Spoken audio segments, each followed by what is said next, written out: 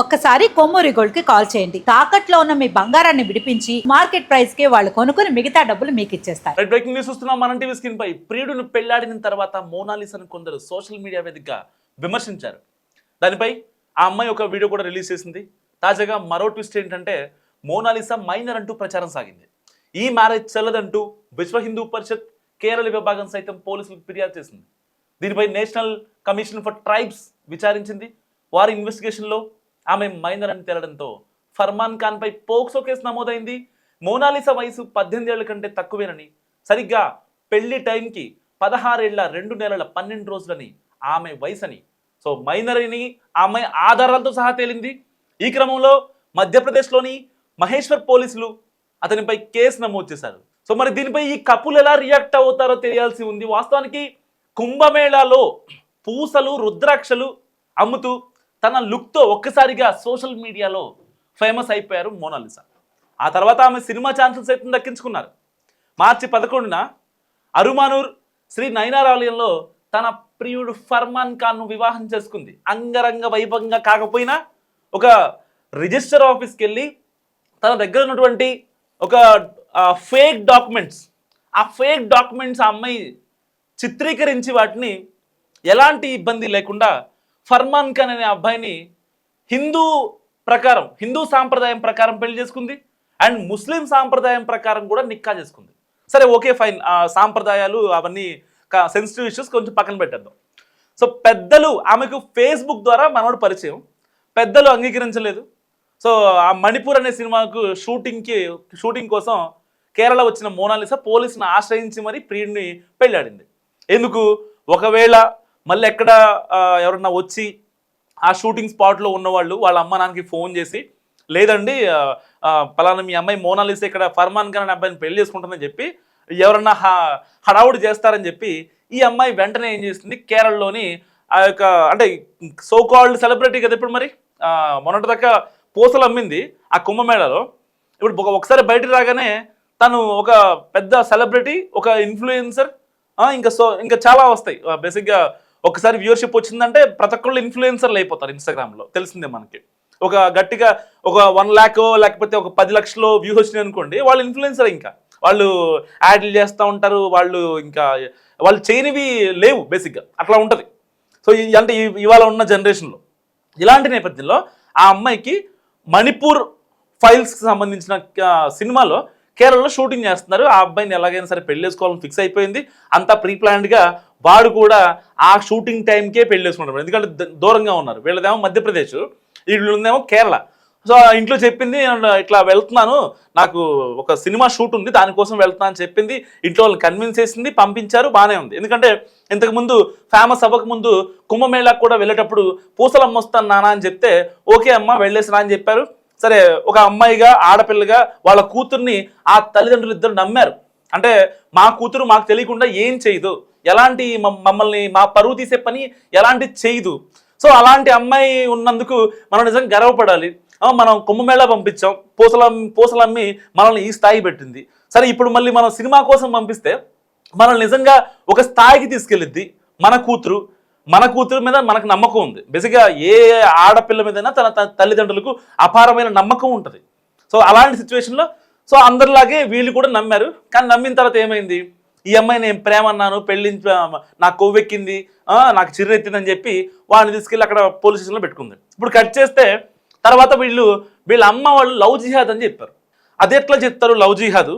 నాకు 18 years నిండిని అని ఒక ఫేక్ డాక్యుమెంట్ చూపించింది. తర్వాత ఆధార్ కార్డులో మార్పులు చేయించింది. జనన ధృవీకరణ సర్టిఫికేట్, బర్త్ సర్టిఫికేట్ అంటాం కదా, దాన్ని కూడా ఫేక్ చేయించి ఈ యొక్క భర్త ఫర్మాన్ ఖాన్ వాడు ఒక వేస్ట్ గాడు ఉంటున్నాడు. ఆడి కోసం ఈ అమ్మాయి, ఇక్కడ నేను మతాలను ఉద్దేశించి కదా, అక్కడ ఒక మనోజ్ ఉన్నా, ఒక కిరణ్ ఉన్నా, లేకపోతే ఒక సుధీర్ ఉన్నా, ఏ మతాలో వెళ్ళైనా, హిందూ అయినా, క్రిస్టియన్ అయినా, ఇంకోడైనా, అక్కడ అమ్మాయి పాయింట్లో ఇక్కడ సమాజం ఆలోచిస్తుంది. ఎందుకంటే ఆ అమ్మాయి కంటూ ఫ్యూచర్ ఉంది. నిజంగా ఆ అమ్మాయికి కనుక ఫేమ్ లేకపోతే సో కాల్డ్ ఫర్మాన్ ఖాన్ ఎవడైతే ఉన్నాడో ఆడు పెళ్లి చేసుకునేవాడా, మాయ మాటలు చెప్పేవాడా? ఒకవేళ ఇదే మోనాలిసా కుంభమేళ దగ్గర పూసలు అమ్ముకుంటుంటే ఈ ఫర్మాన్ ఖాన్ ప్రేమించి పెళ్లి చేసుకునేవాడా? లేదు కదా. ఆబ్వియస్లీ మస్తు కామెంట్ చేసి ప్రయత్నించండి. మీ ఒపీనియన్ చాలా అవసరం ఇలాంటి కేసుల్లో. ఎందుకంటే so called celebrities, so called influencers ఎవరైతే ఉన్నారో వీళ్ళంతా కూడా ఒక ప్రేమ మత్తులో దిగిపోయి వాళ్ళ కెరీర్స్ని నాశనం చేసుకుంటున్నారు. వాళ్ళకి ఇంకా లైఫ్ ఉంది, ఫ్యూచర్ ఉంది.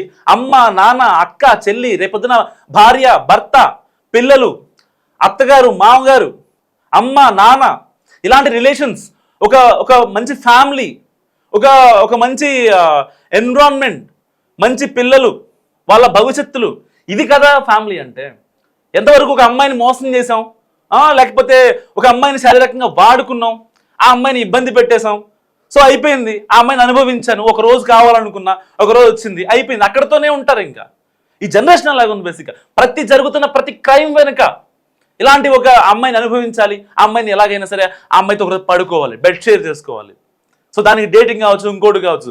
నీకంత దోలే ఉంటే రోడ్ల మీద లేకపోతే డేటింగ్ యాప్లు ఎన్ని లేవు.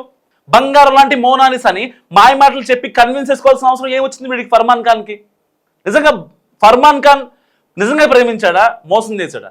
ఒకవేళ వాడు ప్రేమిస్తే కనుక అయితే మోనాలిసా వాళ్ళ ఇంటికి వెళ్ళి వాళ్ళతో మాట్లాడి వాళ్ళని కన్విన్స్ చేసి, అమ్మా ఇది పరిస్థితి, నేను ఒక ముస్లింని, మీకు ఎలాంటి ఇబ్బంది లేకపోతే నేను మీ క్యాస్ట్లోకి, అంటే మీ మతంలోకి నేను మారతాను అని చెప్పి వాళ్ళని కన్విన్స్ చేసుకొని వాళ్ళతో మాట్లాడి అందరినీ ఒప్పించుకొని అప్పుడు పెళ్లి చేసుకుంటాడు. లేదంటే కనుక పెళ్ళయిన తర్వాతనో లేకపోతే ఇట్లా మేము పెళ్లి చేసుకున్నాం అమ్మా, మేము మీ దగ్గరే ఉంటాం, మీరు చెప్పిన మాట మేము కాదనో, జరిగింది అని కన్విన్స్ చేసుకునే విధానాలు చాలా ఉంటాయి. అంతేగాని ఆ అమ్మాయికి కల్లిబొల్లి మాటలు, ఆ అమ్మాయికి చెప్పాల్సినవి చెప్పేసి ఆ అమ్మాయి ఒక మైండ్ని మొత్తం ఇన్ఫ్లుయెన్స్ చేసేసి మార్చేసి ఏం సాధించాడు ఇవాళ? వెంటనే ట్రైబల్ కమిషన్ రియాక్ట్ అయింది లవ్ జిహాద్ అనేసరికి. వాళ్ళ అమ్మా నాన్న, మోనాలిసా అమ్మా నాన్న ఇచ్చిన రిపోర్ట్కి వాళ్ళు ఒకసారి కన్విన్స్ అయ్యారు లవ్ జిహాద్ అనేసరికి. ఎందుకు లవ్ జిహాద్ ఏంటంటే వాళ్ళు కూడా కమిషన్ వాళ్ళు ఫస్ట్ పట్టించుకోలేదు. దాని తర్వాత వెంటనే ఈ యొక్క డైరెక్టర్ ఆఫ్ జనరల్స్, సో ఇటు కేరళ కావచ్చు, పెళ్ళైన ప్లేస్ కావచ్చు, అండ్ ఆ అమ్మాయి ఉన్న ఏరియా కావచ్చు, మధ్యప్రదేశ్, 2 డైరెక్టర్ ఆఫ్ జనరల్స్కి వాళ్ళు ఒక ఆదేశాలు జారీ చేశారు. ఈ కేసు గురించి మొత్తం మాకు పూర్వపరాలు కావాలి. ఎందుకంటే ఆ అమ్మాయి విక్టిమ్, ఆ అమ్మాయి ఒక మైనర్ దట్టు. ఆ అమ్మాయికి సరిగ్గా పెళ్ళే టైంకి 16 సంవత్సరాల 12 నెలల 2 రోజులంట. అంటే ఆ అమ్మాయికి 17 ఇంకా నిండలేదు, 18 కూడా నిండలేదు, అందుకే మైనర్ అంటాం. సో మరి అలాంటి అమ్మాయిని ట్రాప్ చేసి ఆ అమ్మాయిని ఎలాగైనా లొంగ తీసుకొని ఇలాంటివి చేయడం ఎంతవరకు కరెక్ట్? ఇప్పుడు అందుకని వాడి మీద పోక్సో కేసు వేశారు. కట్ చేస్తే పోక్సో కేసు, ఇంకా అసలు వాడు ఇంకా SC ST అట్రాసిటీ కేసు కూడా వేస్తారు. ఎందుకంటే వీళ్ళు పాపం గిరిజనులు. మరి అలాంటి అమ్మాయిని నిజంగా ప్రేమించాడా? ప్రేమిస్తే ఇంటికి వస్తాడు కదా, అక్కడెక్కడో ఉండి నాటకాలు ఆడు కదా. వీడు మళ్ళీ అంగరంగ వైభవంగా ప్రెస్ మీట్లు పెట్టడం, వీళ్ళేంటో అసలు అంటే ఒక నెక్స్ట్ లెవెల్. వాడికి ఫేమ్ వచ్చింది, అమ్మాయిని వాడుకున్నాడు. ఫర్మాన్ ఖాన్ అనే వ్యక్తి అసలు ఎవరికి తెలియదు, ఈవెన్ మోనాలిసా కూడా ఎవరికి తెలియదు.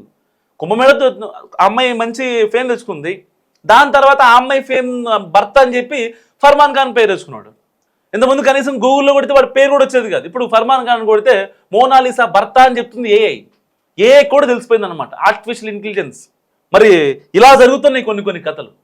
ప్రతి ఇన్ఫ్లుయెన్సర్కి, ప్రతి ఒక్క ఆడపిల్లకి మీ చుట్టూ చాలామంది మృగాలు ఉంటారు. వాళ్ళ మాయ మాటలు అసలు నమ్మకండి.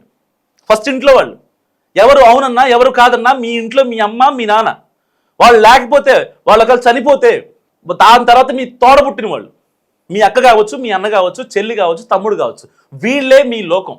ఈవెన్ పిన్ని, బాబాయిలు, పెద్దమ్మలు, నానమ్మలు, తాతయ్యలు, వీళ్ళంతా నథింగ్. మీ తోడబుట్టిన వాళ్ళే మీకు లైఫ్ లాంగ్ ఉంటారు.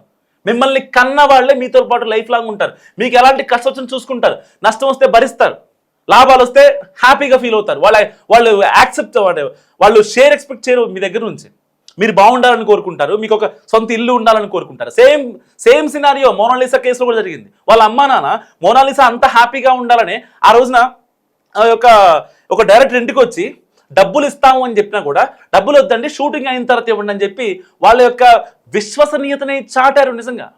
మరి వాళ్ళకున్న విశ్వసనీయత ఈ అమ్మాయి మోనాలిసాకు ఉందా? అంటే వాళ్ళ యొక్క లైఫ్, వాళ్ళ యొక్క కెరీర్ని ఎలా దించేసుకుంటున్నారో ఈ యొక్క పర్ఫెక్ట్ ఎగ్జాంపుల్స్ మనం చూస్తున్నాం. ఒక ఫేమ్ వచ్చింది అంటే దాన్ని ఆ ఫేమ్ రావటం కన్నా కూడా ఫేమ్ ఆటోమేటిక్గా వన్ డేలో స్టార్ అయిన వాళ్ళు ఉన్నారు, ఓవర్ నైట్లో స్టార్స్ అయిన వాళ్ళు చాలామంది ఉన్నారు, ఒక రోజులో అయిన వాళ్ళు ఉన్నారు, ఒక 1 వీక్లో అయిన వాళ్ళు ఉన్నారు. ఈ అమ్మాయి కూడా కరెక్ట్గా 1 మంత్లో స్టార్ అయిపోయింది. సో ఆ స్టార్డమ్ని మేనేజ్ చేయడం, మెయింటైన్ చేయడం, దానికి తగ్గట్టు మన బిహేవియర్ ఉండడం, అది చాలా ఇంపార్టెంట్. అంతేగాని బురదలో ఒకసారి కూర్చున్నాం కదా ఇంకా ఎక్కడైనా కూర్చోవచ్చు మనం అనుకుంటే మన బతుకులు మారవు. ఇప్పుడు మోనాలిసా దానికి ఒక పర్ఫెక్ట్ ఎగ్జాంపుల్. తనకు వచ్చిన ఫేమ్ని తను అమ్మాయి మెయింటైన్ చేసుకోలేకపోయింది, నిలబెట్టుకోలేకపోయింది. మరి మోనాలిసా గురించి మీరేమనుకుంటున్నారు మస్తుగా కామెంట్ చేయండి.